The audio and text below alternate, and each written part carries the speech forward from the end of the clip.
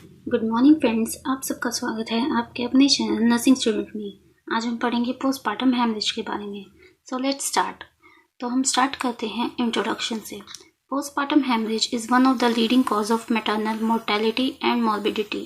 Postpartum haemorrhage जो है maternal mortality और मॉर्बिडिटी का लीडिंग कॉज है। मोर्टेलिटी मतलब जो मृत्यु दर है, और मॉर्बिडिटी जिसे हम सिकनेस रेट या फिर कहे रोगों की संख्या वो होती है। वर्ल्ड हेल्थ ऑर्गेनाइजेशन ने एस्टिमेट किया कि 529,000 मैटरनल डेथ हर साल होती हैं, जिसमें से 136,000 या कहीं तो 25.7% इंडिया में ही होती हैं। तो नेक्स्ट हम देखते हैं कि एक्चुअल पोस्टपार्टम हेमरेज है क्या, क्या इसकी डेफिनेशन है। मैं आपको पहले ये रीड करके बताऊंगी, उसके बाद मैं इसके मतलब आपको समझाऊंगी। Any amount of bleeding from or into genital tract following birth of baby up to the end of puerperium which adversely affect general condition of patient evidenced by rise in pulse rate and falling blood pressure is called postpartum hemorrhage। किसी भी amount की bleeding जो कि genital tract से हो रही है baby के बर्थ के बाद और प्यूपेरियम के पहले, मतलब एंड ऑफ प्यूपेरियम से पहले, जो कि एडवर्सली अफेक्ट कर रही है जो पेशेंट है उसकी जनरल कंडीशन को। और इसमें होता क्या है, राइज हो जाता है पल्स रेट जो है वो इंक्रीज हो जाता है, और ब्लड प्रेशर जो है वो फॉल हो जाता है, मतलब डिक्रीज। तो इसे हम कहते हैं पोस्टपार्टम हेमरेज। अब नेक्स्ट हम देखते हैं इसके टाइप्स ऑफ पोस्टपार्टम हेमरेज। ये दो में डिवाइड होता है, primary PPH and secondary PPH. तो प्राइमरी पीपीएच जो होता है, जो बेबी के बर्थ के बाद के 24 आवर्स होते हैं, उसमें जो पीपीएच होता है उसे हम कहते हैं प्राइमरी। और 24 आवर्स के बाद से लेके एंड ऑफ प्यूपेरियम तक जो होता है उसे हम कहते हैं सेकेंडरी पीपीएच। मैं आपको ये लिख के बता देती हूँ। जो प्राइमरी पीपीएच है ये तो 24 आवर्स में होता है, ठीक है, बर्थ ऑफ बेबी से लेके 24 आवर्स तक, और ये 24 आवर्स से लेके एंड ऑफ प्यूपेरियम तक होता है। आई होप आपको ये समझ आया होगा। अब प्राइमरी पीपीएच जो है ये फिर से अगेन 2 पार्ट्स में डिवाइड होता है, जिसे हम थर्ड स्टेज हेमरेज और ट्रू पीपीएच बोलते हैं। थर्ड स्टेज हेमरेज जो होता है वो जो प्लेसेंटा होती है उसके एक्सपल्जन से पहले होता है, उसके एक्सपल्जन से पहले। और ट्रू पीपीएच जो है एक्सपल्जन के बाद का जो पीरियड होता है उसे बोलते हैं ट्रू पीपीएच। अब नेक्स्ट हम देखते हैं PPH depend upon blood loss. Blood loss पे कैसे डिपेंड है पीपीएच। तो अगर जो ब्लड लॉस हो रहा है वो अगर 1 लीटर से मतलब कम है, लेस है, तो वो माइनर कहलाता है। और अगर 1 लीटर से ज़्यादा है तो उसे हम क्या कहेंगे, मेजर। और सीवियर होता है अगर वो 2 लीटर से ज़्यादा होता है। तो हमने देख लिया टाइप्स कैसे, और ब्लड लॉस पे कैसे हम उसे डिपेंड होता है पीपीएच, और कैसे हम उसे डिवाइड करते हैं ब्लड लॉस में, डिफरेंशिएट कैसे करते हैं। अब हम देखते हैं एवरेज ब्लड लॉस कितना होता है। तो जो वजाइनल डिलीवरी है, जिसे हम नॉर्मल डिलीवरी भी बोलते हैं, उसमें 500 ml जो होता है ब्लड लॉस होता है, एवरेज ब्लड लॉस। बट जो सीजेरियन डिलीवरी होती है, या हम कहें तो CS सीजेरियन सेक्शन, या नॉर्मल लैंग्वेज में ऑपरेशन बोल देते हैं, तो उसमें होता है 1000 ml ब्लड लॉस। अब नेक्स्ट हम पढ़ेंगे कॉजेज ऑफ प्राइमरी पीपीएच। जैसा कि मैंने आपको बताया था कि पीपीएच बर्थ ऑफ बेबी के बाद के 24 आवर्स जो होते हैं उसमें जो पीपीएच होता है उसको हम बोलते हैं प्राइमरी पीपीएच। तो इसके 4 कारण होते हैं: atonicity of uterus, traumatic retain tissue, blood coagulopathy. Atonicity of uterus जो होता है ये मोस्ट कॉमन कोज है। तो मतलब आप ये लगा लीजिए 70% केसेस में जो है एटोनिसिटी ऑफ यूट्रस जो है वो कारण बनता है प्राइमरी पीपीएच का। तो एटोनिक यूट्रस एक्चुअली है क्या?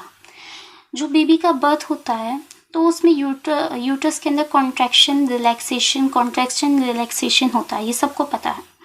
तो क्या होता है एटोनिक यूट्रस में, बेबी के बर्थ के बाद और प्लेसेंटा का एक्सपल्जन होता है, उसके बाद जो यूट्रस है वो कॉन्ट्रैक्ट नहीं करता। अगर यूट्रस कॉन्ट्रैक्ट नहीं करेगा तो जो ब्लड वेसल्स है वहाँ उस पर प्रेशर नहीं पड़ेगा, और ब्लड वेसल पर अगर प्रेशर नहीं पड़ेगा तो ब्लीडिंग स्टॉप नहीं होगी। जो ब्लीडिंग है वो फ्रीली होनी शुरू हो जाएगी, और उसकी वजह से क्या होगा, हैमरेज होगा, मदर एनीमिक हो जाएगी, शॉक लग जाएगा मदर को।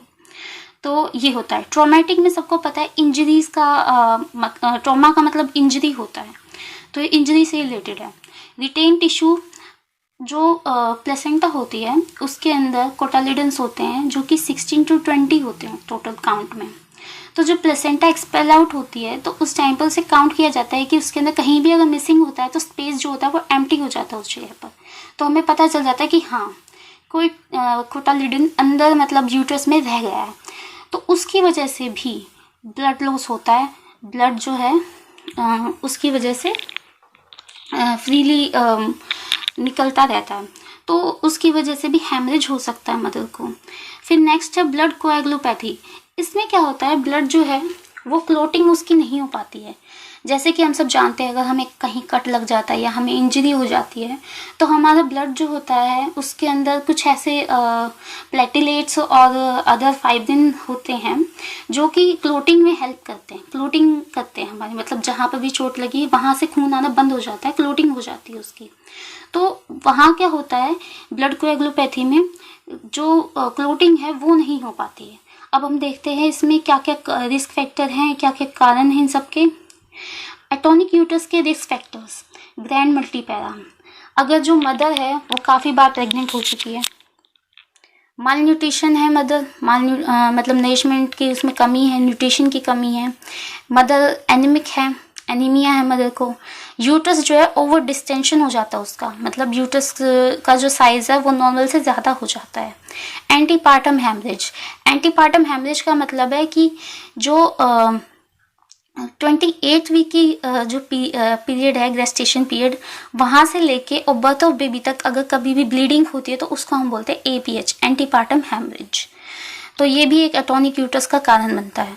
प्रोलॉन्ग्ड लेबर, जो टाइमिंग होती है लेबर की वो उससे ज़्यादा टाइम उसमें लगता है तो उसे हम कहते हैं प्रोलॉन्ग्ड लेबर। तो ये भी एक कारण होता है एटॉनिक यूट्रस का। देन एनेस्थीसिया, जो हम लोकल एनेस्थीसिया देते हैं मदर को, उसकी वजह से भी एटॉनिक यूट्रस हो सकता है।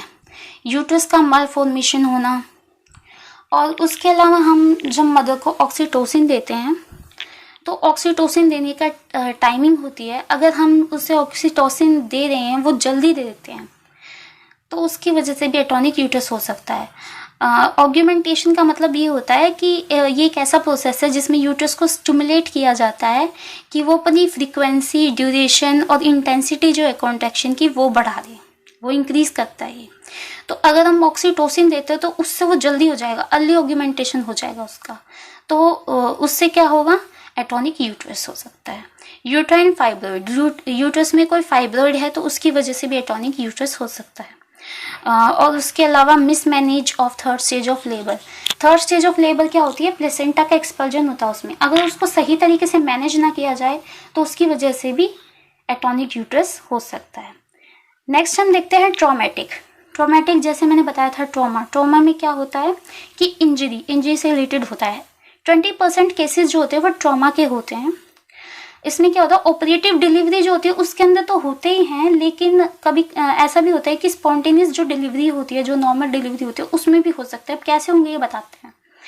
Blood loss from episiotomy wound, जो एपिजियोटमी दी जाती है जब क्राउनिंग होती है, बच्चे का जो हेड है वो दिखना शुरू हो जाता है, उस टाइम पर एपिजियोटमी दी जाती है। तो एपिजियोटमी वुंड जो है अगर वो सही तरीके से नहीं लगाया गया या कम लगाया गया या फिर सही टाइम पे नहीं लगाया गया, समय से पहले लगा दिया तो भी हैमरेज होगा, और टाइमिंग आने के बाद लगाया तो कोई फ़ायदा नहीं है, क्योंकि उससे क्या होगा, पहले ही मसल्स जो है वो टीयर हो चुकी हैं, जो पेरिनियल मसल है वो टीयर हो चुकी हैं और हमें पता नहीं चलेगा कहाँ से टीयर हुई है और ब्लीडिंग नॉन स्टॉप होगी। तो एपिजियोटमी वुंड जो है उसको भी अंडर एस्टिमेट किया जाता है, जिसकी वजह से ब्लड लॉस होता है। उसके अलावा जो सिजेरियन सेक्शन है उसके अंदर भी ब्लड लॉस एक रीज़न बनता है।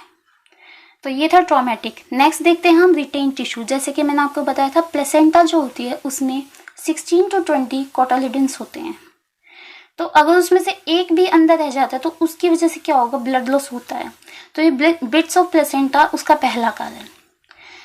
दूसरा, blood clot cause PPH due to imperfect uterine contraction. जो ब्लड क्लॉट होता है उसकी वजह से भी PPH हो सकता है, क्योंकि इम्परफेक्ट यूट्राइन कॉन्ट्रैक्शन होते हैं। मतलब यूट्राइन कॉन्ट्रैक्शन एक रिदमिक वे में, रेगुलर वे में होते हैं, लेकिन अगर वो सही तरीके से नहीं होंगे, ठीक है, तो उसकी वजह से भी पीपीएच हो सकता है। नेक्स्ट है combination of both atonic uterus and trauma can also cause postpartum haemorrhage. हमने एटोनिक यूटरस के बारे में पढ़ा कि है क्या और रिस्क फैक्टर क्या क्या है। इसके अलावा ट्रॉमा के बारे में हमने पढ़ा। इन दोनों के कॉम्बिनेशन से भी पोस्टपार्टम हेमरेज हो सकता है। नेक्स्ट हम देखेंगे ब्लड कोएगुलेशन डिसऑर्डर। ये काफ़ी बहुत कम, मतलब काफ़ी ज़्यादा कम पाया जाता है। 1% केसेस होते हैं ऐसे जिसमें ब्लड कोएगुलेशन डिसऑर्डर होता है।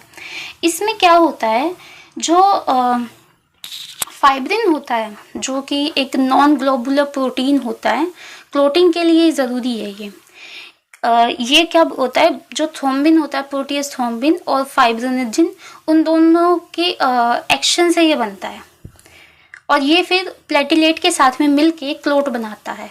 लेकिन इसमें क्या होता है, ब्लड कोएगुलेशन डिसऑर्डर में जो फाइब्रिन होता है उसका ब्रेकडाउन हो जाता है, वो बनता ही नहीं है, ब्रेकडाउन हो जाता है उसका। तो इस वजह से क्लोटिंग नहीं होती है। क्लोटिंग नहीं होगी तो क्या होगा, ब्लड स्टॉप नहीं होगा और ब्लीडिंग नॉन स्टॉप होगी। तो ये सभी इसके रीज़न बनते हैं। तो अभी मैंने आपको सभी प्राइमरी जो पीपीएच है उसके कॉजेज़ बताए हैं। अब आगे का मैं आपको नेक्स्ट वीडियो में बताऊंगी। तब तक के लिए अपना ध्यान रखिए, घर पे रहिए, सेफ रहिए एंड बाय बाय।